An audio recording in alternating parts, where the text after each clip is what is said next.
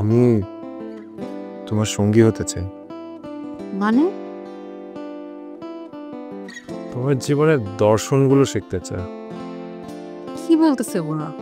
এই যে তুমি তোমার বাবা মা, তোমার পরিবারকে যেভাবে আগলে রাখো, তোমার কাছ থেকে সেগুলো শিখতে চাই।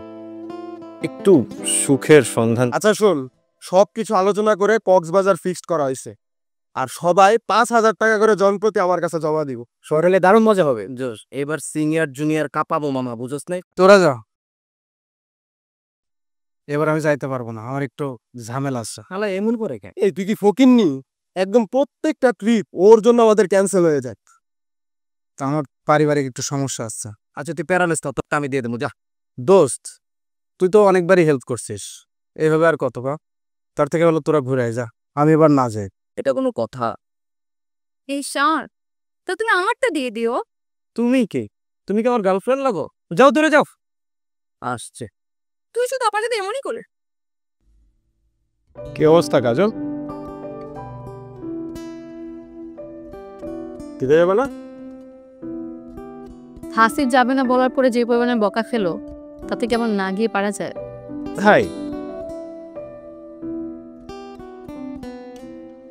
তবে আমার না গেলেই ভালো হয়।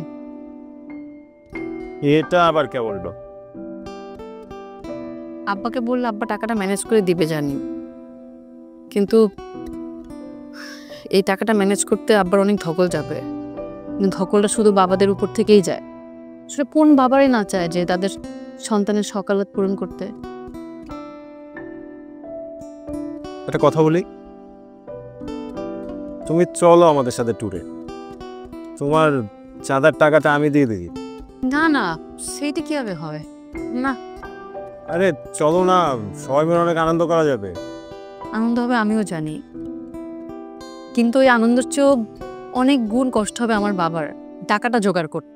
কিন্তু আমার আব্বার কষ্টের কাছে এই আনন্দ কিছুই না।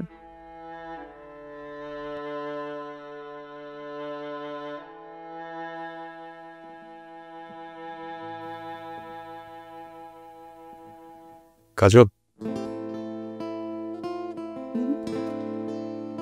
আমি তোমার সঙ্গী হতে চাই। মানে